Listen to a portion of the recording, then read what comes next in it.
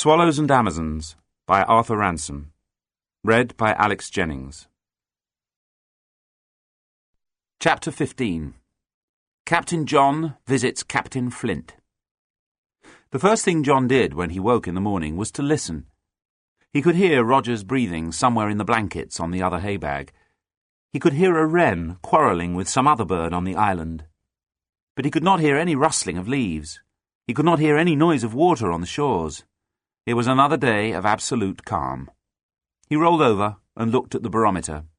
It had hardly moved. No, it was another calm day, and the Swallows and Amazons were held apart by long miles of windless, useless water. What was he to do about Captain Flint? But just then he heard one noise that puzzled him, a little noise, surprising, uncertain. It was the crackle of fire. He sniffed. He could smell the fire, too, the same sharp, pleasant smell that had hung about the charcoal burners' camp. He crawled out of his blankets and walked out of the tent, rubbing the sleep from his eyes. The mound of earth that was the mate's fire was smoking. Some of the clods on it had fallen in, some were blackened. But in the middle of them, the fire was still alight and making little noises like a waking bird. "Hello, Mr. Mate," called Captain John. "Your fire's still burning." "What?" came sleepily from Susan's tent. "Rouse up and come and look at your fire. It's burned all night." "Has it? Good," said Susan. "I was afraid I'd damped the earth too much." "Come out and look at it." "In a minute," said the mate. "What about filling the kettle? I used all the water last night to damp the fire." John picked up the kettle and went down to the landing place. He dipped the spout of the kettle under so that water came into the kettle through the spout instead of through the hole at the top where the lid is. If he had simply dipped the whole kettle, the water would have poured in, bringing with it any scum that might be floating about. By dipping the spout, he drew his water from below the surface. By the time he came back with the full kettle, Susan was already busy at her fire, pulling aside what was left of the earth clods and putting new sticks on the red fire that was underneath. Titty was looking out of her tent. "Let's keep it alight forever and ever," she said. "We will keep it burning all our lives, and then our children, and then their children. It'll be like the fire in a savage temple that never goes out at all." "Probably in temples they have oil lamps," said Susan. "They have them in some churches. This is a real fire." "Well, it hasn't gone out either," said Titty, half asleep. The fire blazed up well, and Susan hung the kettle over it. "I think I can leave it while I bathe," she said. "Come on, Roger," said Captain John, reaching into his tent and pulling the blankets off the boy. "Let's see you swim with both feet on the bottom." "One," said Roger, "and not all the time." 2 minutes later, all the swallows were in the water. "Try swimming on your back," said John. "Can't," said Roger. "It's easy. Stand like this in the water, leaning back. Then put your ears under." Roger leant back. "Ears right under," said John. "They are," said Roger. Even as he said it, there was a wild splashing, and Roger disappeared. He was up again at once, spluttering. "I couldn't keep my feet on the bottom," he said. "They came up of themselves." "I knew they would," said John.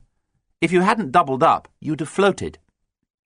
Titty was swimming round them like a dog, paddling with her arms and legs, not in pairs, but one after another.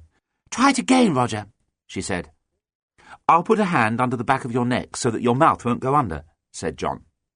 Roger leant back once more and rested his head on John's hand. He pressed his ears under, and again his feet floated up. "Kick," said John. "Kick like a frog. Kick again. You're swimming. Well done." "You really did swim on your back," said Titty, as Roger struggled to his feet again. "I know I did," said Roger. "Watch now." He leant back towards the shore, put his ears under, and kicked hard. He got 3 good kicks in before he ran aground. He had swum 3 yards at least. But the mate Susan had not seen him. She had just had a few minutes' good hard swim, and then had run up to the camp again to dry and dress, and to see to her fire and the kettle at the same time. There were eggs to boil and bread and butter to cut. The mate's job is not an easy one, with a hungry crew to feed. Roger looked round for her, splashed out of the water and ran, prancing, up to the camp to tell her that he had swum on his back. "Did you really swim?" said the mate. "Aye, aye, sir," said the boy. 3 kicks, not touching anything. Come down and I'll show you. Can't now, said the mate. You dry yourself and help to get the breakfast. We'll bathe again in the middle of the day, and you can show me then. Now skip and get the captain's chronometer out of his tent. He got it. Hi, she called as he capered off again. Take the milk can down to the Swallow. It's time someone went across to the farm. John and Titty went across to the mainland to fetch the milk from Mrs. Dixon's. Roger and the mate, between them, had breakfast ready when they got back. After breakfast, John called a council for a second time. It's about Captain Flint again, he said. Do let's go and sink him, said Titty. Shut up, you forecastle hands, said the mate. It's not altogether about his letter, said Captain John. It's about what the charcoal burners said. You see, there's no wind. We shan't see the Amazons today, so we can't give them the message. That means that the houseboat man— Captain Flint, said Titty. Able Seaman Titty, will you shut up, said the mate. It means that he won't know what the charcoal burners wanted him to know. Don't you think we ought to tell him without waiting for the Amazons? You see, he went on, it's all native business. It's got nothing to do with us, even if he is a beast, and thinks we've been touching his houseboat. We haven't, and we've got an alliance against him with the Amazons. But all the same, about this native business, it wouldn't do not to tell him. We were to have told the Amazons. They're not here, so we better tell him ourselves. Would the Amazons tell him? Asked Susan. I'm sure they would. They wouldn't like anyone else to break into his houseboat, especially when they're going to break into it themselves. They've broken into it before when they took the green feathers. I've been thinking about it, and I'm sure they wouldn't like natives breaking into it. I'm going to tell him. You could declare war on him at the same time. Captain John cheered up. Yes, he said, so I could. The Amazons couldn't help being pleased with that. Yes, I'll tell him what the charcoal burners said. That's got nothing to do with us. It's native business. Then I'll tell him we haven't ever been near his boat. Then I'll tell him that we declare war on him and are going to do everything we can against him. Let him look to himself, said Titty. That's the proper thing to say. We ought to give the message anyhow, said Susan. We promised we would. And I tied a knot in my handkerchief and showed it to the charcoal burners. That's a double promise. Shall we all go? I'll go by myself, said Captain John. Then he can't think it's an attack. He'll know it's only a parley. And so it happened that on the second day of the calm, Captain John once more took the mast and the sail out of Swallow. Only this time he rowed north instead of south, and he rowed alone. He did not like going, because he was worried about what the Amazons would think, and after all it was their message. Also, he did not like going to deliver a message to an enemy who had stirred up the natives against them so unjustly. He remembered what Mrs. Dixon had said. Further, he held the houseboat man for a bad kind of enemy, because he had come to the camp while the swallows were all away. Still, there was the message, a native message. It would be more uncomfortable not to deliver it than to deliver it. It would soon be done anyway. Captain John waved as he passed the camp, and then settled down to work, rowing steadily, navy stroke, with a smart jerk as he lifted his oars from the water. It did not take him long to reach the southern point of Houseboat Bay. He rounded it, looked over his shoulder to see that he was heading straight for the houseboat, and then looked over the stern of Swallow to the opposite shore of the lake. Directly over the stern, on the far side of the lake, there was a white cottage. On the hillside above the cottage was a group of tall pines. He chose the one that seemed exactly over the chimney of the white cottage. The cottage and the tree would be like the marks leading into the harbour on Wildcat Island. So long as the tree was directly over the cottage and over the stern of the Swallow, he knew he would be heading as he was, straight for the houseboat. He made it a point of honour not to have a look round to make sure of his direction. He plugged away at the oars again, navy stroke, not hurrying, but keeping his timing as regular as a clock. It was another point of honour that the oars should not splash when they went into the water. Yes, he was rowing quite well. But meanwhile he was thinking of what he would say to the houseboat man. The message was native business, not real, so that it would not do to call the houseboat man Captain Flint. That could come afterwards with the declaration of war. He would have to begin by calling him Mr. Turner. Then there was that beastly note. That would come in the Captain Flint part of the talk, yes. The first thing to do would be to give the message from the charcoal burners. Then, when the native business was done with, he could talk about the note. and declare war. Suddenly he heard the squawk of a parrot and a shout, quite close to him. "Look out! Where are you going to?" Captain John backwatered sharply and looked round. He was a dozen yards or so from the houseboat. He pulled with his right and backwatered with his left, so as to turn Swallow round. Then, backwatering gently with both oars, he brought her, stern first, nearer to the houseboat. The houseboat man was on deck, lowering a large suitcase into a rowing boat that lay alongside. In the bows of the rowing boat was a large cage with the green parrot in it. The houseboat man, in very towny clothes, was lowering his suitcase into the stern. A motor car was waiting on the road which ran close to the shore at the head of the little bay. It was clear that the parrot and the houseboat man were presently going away.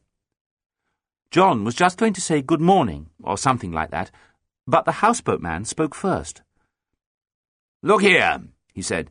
"Did you find a note I left in your camp yesterday?" "Yes," said John. "Can you read?" "Yes." "Did you read it?" "Yes." "Well, I meant what I said in it. I told you to leave the houseboat alone, and here you come the very next morning. Once is quite enough. Just you lay to your oars and clear out, fast, and don't come here again." "But," said John, "and if you've got any more of those fireworks, the best thing you can do with them is to drop them in the lake. If you must let them off in a field." "But I haven't," said John. "Oh, that was the last one, was it? Well, it did enough damage. How would you like someone to come and let off a firework in your boat and set fire to the sail or something? Look at the mess you made of my cabin roof." There was a large burnt patch on the top of the curved cabin roof. The houseboat man pointed to it indignantly. "But I've never had any fireworks," said John. "At least, not since last November." "Oh, look here," said the houseboat man. "That won't do." "And I've never been near your boat before. Never as near as I am now." "Listen," said the houseboat man. "When you came and lit that beastly thing that made such a mess of my cabin roof, you cleared off round the point. I came up and put the fire out and guessed at once what you had done. But you may not know that about half an hour afterwards I came on deck again and saw you sailing across the mouth of the bay. Think I can't recognise a boat when I see it? You've the mast out of her today, but I'd seen her several times before and you in her." "We saw you that day. You were shaking your fist." "Ah, you saw that, did you?" "But I didn't set fire to your boat. I never touched your boat. This is the first time I've been near her, except once sailing to Rio when you were sitting on the deck and saw us too." "Who did set fire to her then?" said the houseboat man. John said nothing. It would never do to give the Amazons away. "There were 4 of you in the boat," said the houseboat man, "but you were the biggest. You ought to know better than to let the others do a thing like that, even if you didn't do it yourself." "We didn't do it at all," said John. "Clear out," said the houseboat man. "I've nothing more to say to you." "But I came to tell you—" "Clear out," said the houseboat man. "I don't like talking to liars." "But—" "Clear out, and don't come near the houseboat again." John choked. He went very red and stood up in the boat. "Go away," said the houseboat man. "I'm busy." John sat down and rowed away out of the bay. He rowed much harder than before, and his rowing was not so regular. He even forgot about Navy style. He was out of breath and very hot when he brought the Swallow back to the landing place at Wildcat Island. The others met him there. "Did you see the parrot?" asked Titty. "What did he say when you gave him the message?" asked Susan. "Did you go aboard the houseboat?" asked Roger. "I didn't give him the message," said John. "He wouldn't let me." "Did you declare war on him?" asked Titty. "No," said John. He pulled Swallow up on the beach. "He called me a liar," he said, and went off by himself to the lookout place. The others looked at each other, but did not follow him. "I always said we ought to sink the houseboat," said Titty.